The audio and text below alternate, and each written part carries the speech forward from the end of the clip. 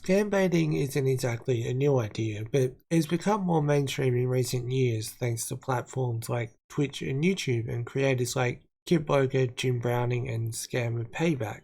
But what exactly is scambaiting and what do these people do? Well, if you've heard the term and been confused, then this is the perfect video for you. Scambaiting is when people turn the tables on the people who make the calls impersonating companies such as Microsoft and Amazon, and even posing as the IRS, for example. There's a lot of different companies they impersonate, but you've likely received a call or email from a scammer. Scambaiters try to bait the scammers, meaning they try to waste their time through various methods, usually including pretending to be an elderly person and go along with their scams, but use different means to string the scammer along. Kit and others do not use their real name online for safety, in case you're wondering. The setups are usually quite involved, but let's give some examples. Kitboga has done over 1,000 streams calling scammers on Twitch. He has also successfully cut them down into YouTube videos and found success on this platform too. Kit generally uses a voice changer to create characters to some extent. I could probably type help. Although this is just to change the pitch, the accents can't be changed via a voice changer. And for this reason, some characters aren't used as much as they used to be. Kit himself very rarely uses his real voice, as some people he calls are aware of his content and would recognize him immediately. Kit also does his best to protect the identity of the person on the phone, and also due to his audience size, he often mutes his streams for sections including when they connect to his computer using programs such as TeamViewer or AnyDesk, for example. He uses a mixture of an advanced virtual private network and a virtual machine. What a virtual machine does is creates an operating system inside your computer. You can basically run Windows twice on one computer. And how this protects him within his field of work is that even if the people he was on the call with wanted to lock his computer or delete things, or even worse things, you can just reset his virtual machine and it will be back to normal, and all the files and everything still intact. This also means what he's giving them access to isn't his personal computer, it's a fake version essentially. Outside of this working to increase security on his end, he's also used it to create extra obstacles by coding his virtual machine. This includes creating his own fake bank, rather than creating a fake version of a real bank. He's also coded his own Google Play Store, which means that after he fakes going to the store and getting the money or the cards, which is how some of the scams work, they overcharge you or claim to and then ask for it back in Google Play cards or something along those lines. After that process, he will redeem the cards in front of them, coding it so that if he starts it with a specific letter, it redeems it as a certain quantity of money, for example. He also has been working on an AI which would ideally use voice clips and create a variety of responses that would waste the scammer's time without any additional work. This isn't everything he does in his streams, and the scenes he creates in the improv really is outstanding. Kit also works off tips from audience members in the form of them submitting emails or websites they have encountered which feature phone numbers of people claiming to be Microsoft support, for example.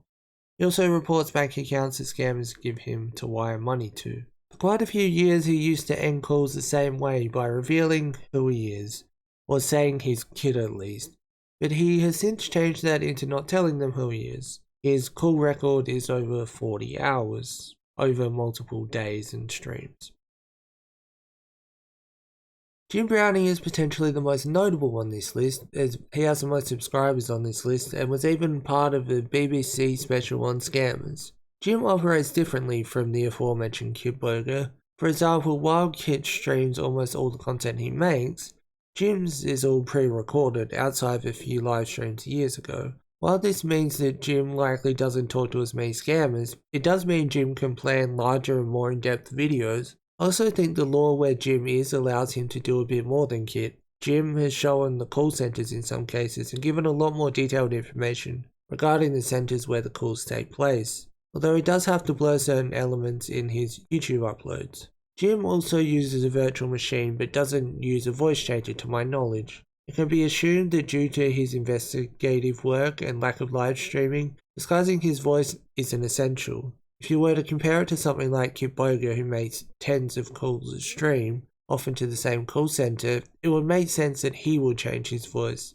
otherwise they will recognise it and know that his goal was to waste their time. Whereas Jim usually doesn't make a lot of calls in his videos, therefore his chance of a result is higher. Jim also goes one step further and, when need be, actually reverses the connection, which means he has access to their computer, which he has used to do many things. For example, in the documentary I'm going to mention next, he used it to check footage on the CCTV and match up what he was watching on the screen. He's also used it in the past to contact people who have been scammed and inform them that they have been scammed, and explain the workings of the scammers. Jim has also been the feature of a BBC documentary broadcast as part of Panorama. A larger scale video series under the same name was uploaded a week after the special aired, which goes into more depth than the Panorama special. The synopsis of the BBC special, according to Wikipedia, is as follows. Hundreds of thousands of people fall victims to scams in the UK every year.